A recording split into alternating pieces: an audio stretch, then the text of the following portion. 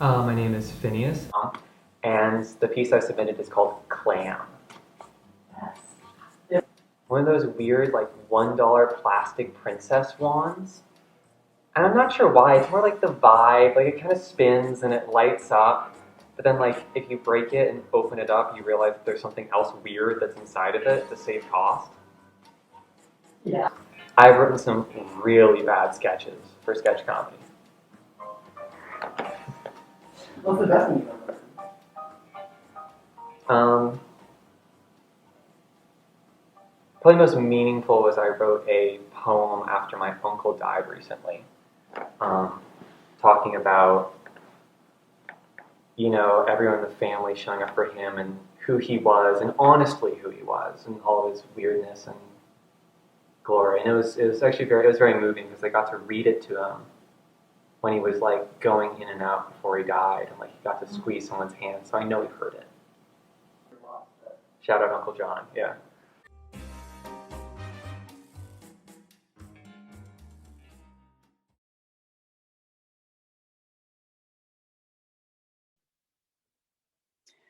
Clam by Phineas Hilliard.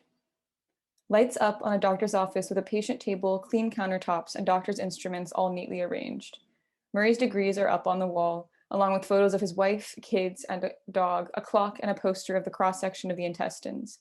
A plastic model of the gastrointestinal system sits on the counter. Murray looks at his computer screen. Lindsey knocks on the door. Yes? Lindsey opens Hi, the door Murray, do partway. you have a moment? I have Benecki at 3:15. Actually, this is about that. Benecki canceled, so I wanted to bring something up. Okay, go. Well, we just had a new patient referred to us from Matt Goldstein's office, and I wanted to drop off the folder beforehand. All right. She sets it on the table. He turns back to his computer screen. She stands there waiting. Thank you, Lindsey. You may want to look at this one. I'll get to it. She stands there. I can't make heads or tails of it. Of what? Her file. Pause. It's bizarre. Murray's interest overcomes his focus. He flips open the folder and starts skimming. She came from Matt, you said? Yes. Did he say why? Not really. His email said she didn't have time to invest in her condition. As if I'll have time for her? Well, clearly Matt thinks she needs a specialist, and that's you. Reading from the folder. Irregular bowel movements, mild bleeding, pain on stool passage, cramping, bloating. Why would Matt be sending me an IBS patient? She needs psyllium husk and water. Done. A GP could do that. Keep reading. The last line. In addition, patient suffers from clam-based delusions. What does clam-based delusions mean? I have no idea. Are the clams attacking her? Are the clams inside her? I don't know. Lindsey shrugs. And he didn't bother to say anything. Nope. He just sent us someone with clam-based delusions. That is bizarre. Pause. Could you call his office before her appointment so we know what's going on? Well, see, the thing is, Benecki canceled, so I slotted her in. Today? She's here 3:15. They look at the clock. It reads 3:12. A pause. Could you cancel on her? Tell her I had an emergency? She's in the waiting room. Pause. Murray sighs. Fine. Send her in. All right, thank you, Murray. Let me know if you need anything, okay? I'll send her in. Lindsey exits, shutting the door after herself. Murray stares at the file. After a moment, Lindsey opens the door again and ushers in Doreena. She looks unremarkable in every way. She plants herself on the patient table. Lindsey shuts the door on her way out, leaving the two of them alone. Mrs. Casterwich, I'm Dr. Grant. Thank you for coming in today. He extends a hand, which Doreena simply looks at. He drops his hand, clearing his throat to cover the awkwardness. He readies his pen to take notes on a sheet in the folder. So, in your own words, what are you here for? I'm having difficulty with my digestive tract. What kind of difficulty, if you don't mind my asking? Is it not in my file? I didn't have time to thoroughly examine it before our meeting. Oh, okay. Pause. Silence. If you're feeling embarrassed, I can assure you that I've heard everything in this line of business. Nothing shocks me, truly. Well, sometimes when I use the bathroom, it's, I don't know, uncomfortable, Uncomfortable? rough, abrasive. As you're passing the stool, would you say it's dry? Yes. And I get blocked up. Constipated? Yes. Now, from what I saw in your chart, you mentioned bleeding. Yes, sometimes. May I ask what color is the stool? Brown, black, I would say a light brown. light brown, but blood, yes? On the toilet tissue or in the bowl? Yes. Yes? Both, I mean, both the tissue and the bowl. Concerning amounts? Yes, I'm concerned. Well, are you concerned that you could lose a significant amount of blood through the opening?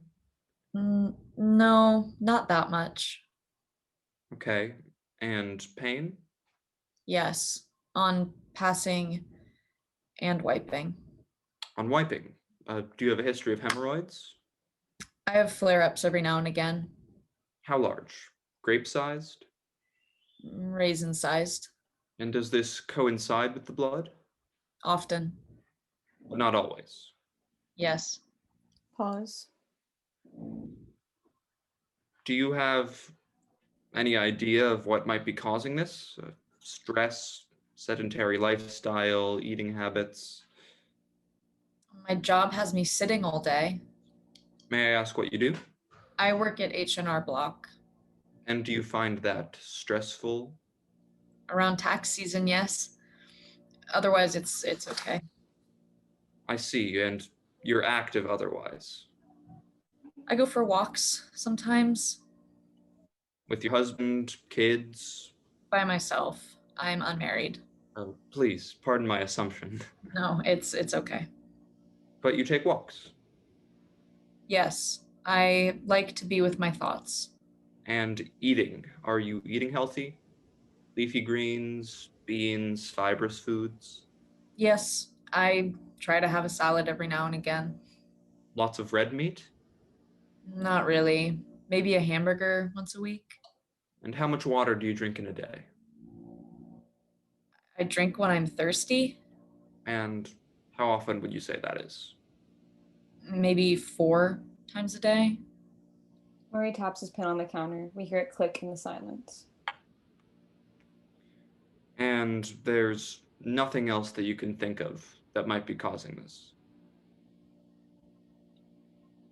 She thinks for a moment.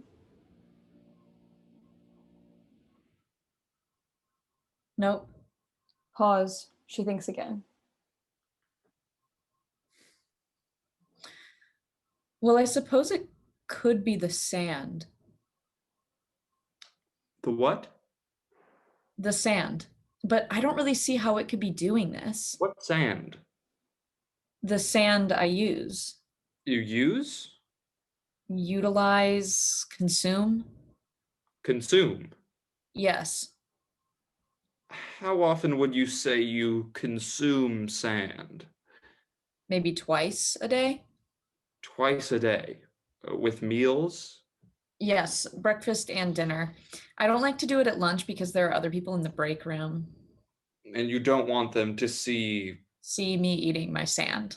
I see. Pause. I'm sorry. How much sand did you say you eat per meal? A handful. And I didn't Didn't what? say. But a handful. Yes. And it has not occurred to you that eating that much sand might be causing these gastrointestinal problems. I didn't think so. And besides, I need it. Need it for what? The pearls. Pause. The what? How am I to make a pearl if I don't have anything to make a pearl with? I'm sorry, I'm not understanding you. It's okay. Pause. Could you explain? Well, you know how pearls are formed, yes? Refresh my memory, would you? Well, some offending material enters the shell of a mollusk. Like a clam? Yes, like a clam. And because the mollusk is upset by the offending material, it begins to build a layer of lacquer around the object. And so this grain of sand gradually builds up layers to create a smooth, comfortable barrier between the mollusk and itself. Pause. That's the pearl. And you are ingesting sand. To form into a pearl. I see. Pause. May I ask why?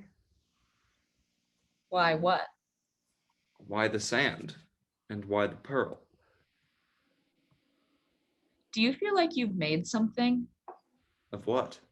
of yourself, of your life? I'm a doctor.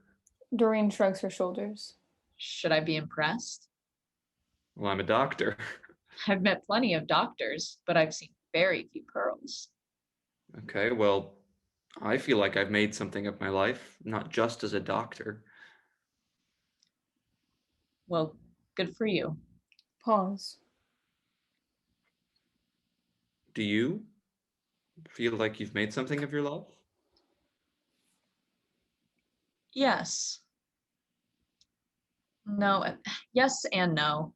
Some days I'm really happy. It's me and me, nobody else, plain and reliable, like a bologna sandwich. A bologna sandwich. Yes, but sometimes I feel like it's not real, what I've made. The sandwich. The sandwich is my life. I'm aware. It's a metaphor. I know what metaphors are. Pause. Anyway, please continue. In those moments, all I can imagine is how glorious it must feel to make something of your own, something real. Like a pearl. Yes, to feel it growing inside of you, stretching you from the inside, to know that sharp pain will ever so slowly soften, that your pearl's beautiful luster is gradually building layer after layer, and every day you'll feel fuller and fuller, full of something valuable and important. And this feeling will grow and grow until one day someone will cut your bulging body open and you will birth a beautiful pearl into the world. Something of you, something you made. Pause. And I will be so proud, so whole. Long pause. If you want your symptoms to subside, you may have to stop eating the sand. Doreen shakes her head. That would mean giving up on the pearl. And that's not an option. Correct. But in the meantime, I am in lots of pain and I would like to not be in lots of pain. This is quite the predicament. I'm glad you understand. Everyone I have been to has tried to talk me out of this. Your process? Yes, my process. They don't understand that I would die before giving this up. You would die. Yes, die for this. Now, I don't want you to think that I'm trying to talk you out of this. Which isn't possible. Yes, but have you considered eating less sand? No. You all said it starts with a single grain of sand, yes? Yes. If all it takes is a single grain, is there a chance you could reduce your sand intake? But if I don't feel it, then I won't know to make the pearl. How would it be to take a break? Take a break? Yes, and then gradually increase your sand intake until you feel it. Feel it how? Well, mild discomfort, but not blood, not cramping. But if I don't cramp, how will I know? Well, light cramping, let's say, but not as bad as you're experiencing. A middle ground. A middle ground. Do you think you could try that and check in with me about how it goes? She thinks, then nods. Yes. And you think this will fix my pain? Yes, I'm fairly certain, actually. Okay. In that case, I will trust your opinion. Doreena slips off the doctor's bench and opens the door. Thank you for your time, doctor. Of course. And I want you to know Yes? that when they open me up, when they spread me open to see what I have made, I would like you to have one of my pearls. Thank you. Of course. Thank you. She walks out, leaving the door ajar. After a moment, Lindsey enters. That was fast. Did something happen? He shakes his head side to side. It's just so bizarre. Lindsey, do you feel like you've made something? Of what? Your life. I'm a nurse. And I'm a doctor. Silence. Lights fade to black.